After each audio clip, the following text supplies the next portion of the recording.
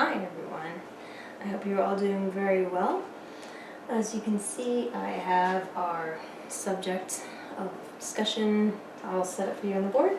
But before we start, I will ask you a couple little questions just to warm things up and, kind of ease our way into our topic. So I just wanted to know how many of you use social media. You can raise your hand if you like, no problem. And if so, how long have you been using it for? And my other question is, how many social media apps do you have on your phone? Do you have a few or a lot of them? I myself use social media fairly infrequently. I usually have my Instagram and my Facebook apps that I use from time to time, but I only post very infrequently. And then there's also TikTok, which I tend to erase and then download again on my phone, because as much as I don't like TikTok, I still find myself going back to it just because of all those ridiculous videos that I find every so often. But anyways, that's beside the point. That does lead me to our subject of our conversation. When I say how many or how few of, say, social media apps that you use on your phone, it does relate to what I want to talk about, which are quantifiers. So, what is a quantifier, and what do you use it for in grammar? That's one part. And basically, a quantifier is what we use when we want to give information about the quantity of a noun, if we're doing the grammatical stuff, and whether or not we can count it. And in case you need the backup, what is a noun? So a noun is a person, place, or thing. Whenever we use a noun, we pretty much have to decide whether the quantifier is necessary or not. So if you can see on my board here, the letters that are written in blue, like some, each, a little, much, and enough, those are quantifiers. So basically, when choosing quantifiers, we have to confirm whether the main noun phrase is countable, think singular or plural, or uncountable. So I will get into our category of countable and uncountable nouns, but it's easiest if we start off differentiating what's singular and what's plural in terms of a noun. So when you think of singular, take for instance a dog, and I hope you can see that down there. So when you say a dog, that is a singular expression, and that is countable. And if you were to say two dogs, then that would also be countable. So basically, anything that's like dogs, that could be considered countable and would go upwards and so forth. And then for the plural aspect of dogs, you could say some dogs, like some dogs running in a field. You don't know how many dogs, but because some is pretty much a vague definition of quantifier, you say some, but it's kind of indefinite. So some there is it doesn't have to be a large amount. In fact, I think it's supposed to be like an indefinite amount, or kind of like a small amount, I guess I would say. Not a whole ton of dogs. And then at the bottom here, I hope you can see that down there, otherwise I may have to raise it up a little bit. When you see uncountable, you would say a bunch. So a bunch of dogs, because that sounds like a large number, but you don't know how many. So that is also kind of indefinite, and uncountable, because it's just a bunch of dogs. There's no number, you don't know the number.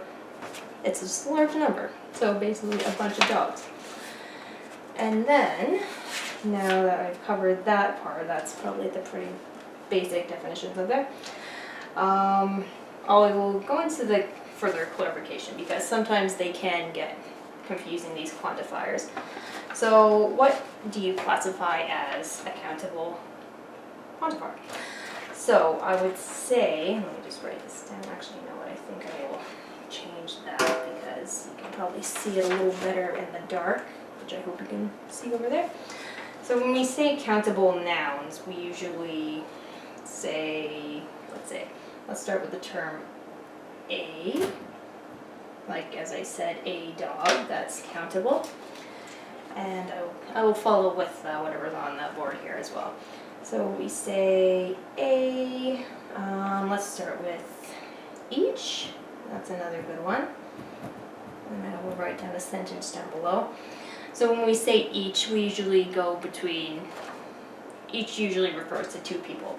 So each, let's say that each of the, let's say, books, that's probably a good one.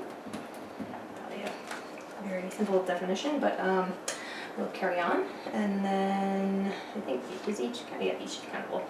And then we say, I would say maybe some, that's also, I think that's pretty countable. I think that's some, right? I think that's in there. I think some's countable, if I'm not horribly mistaken. Yeah, so let's try using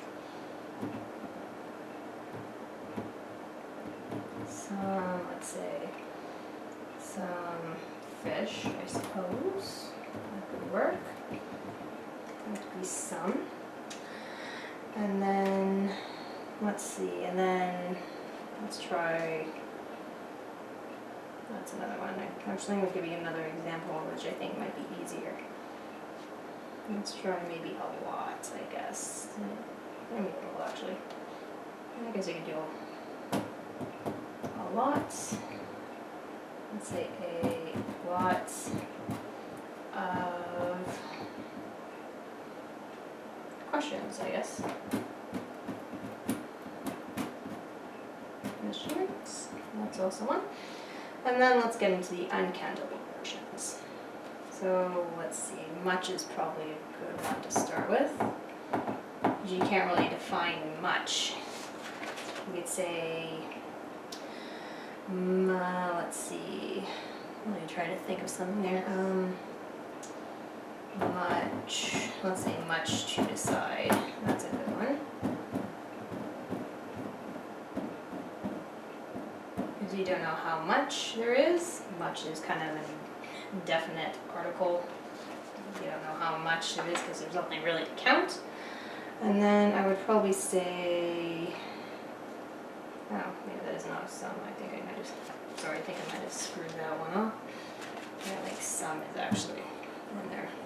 Oops. Let's say maybe, let's see. Yeah. Oh, well, I'll get to that later. Let's do a little. That's also a good one. Hopefully you can read my writing after this. I would say, I don't know how much time is left. So we have a little. Would you do a little, let's try a little bits of, let's say, food. You can write on that, I hope you can. And then in terms of quantifiers that can be used both ways in sentences, you could say, actually, you know what, I was right, never mind, forget that. Some can still be on there. Some can be used both as countable and uncountable. So some fish and then some reading. That's also a good example, I think. Sorry about my writing. And then we could also use any. So we could say any ideas. Oops. Ideas. And yeah, a lot. A lot would be another one. So if you could make any sense out of this, what would you say would work in terms of a sentence? What would you use like a little bit for? You could say I would use a little bit of magic, just off the top of my head, because that is kind of uncountable. You don't know a little bit of magic, just like a little bit there. And I think that's pretty much it. I think, yeah, we're still going on about, yeah, I think that's pretty much it. I think that concludes my presentation. I teaching presentation. I hope I made some of this clear. Sorry about my writing. I hope you can see any of this, but yeah, any questions, just follow up. And yeah, thank you for watching my class, and hopefully you enjoyed my discussion on quantifiers, and hopefully you can read whatever is on the board here. Thanks, bye.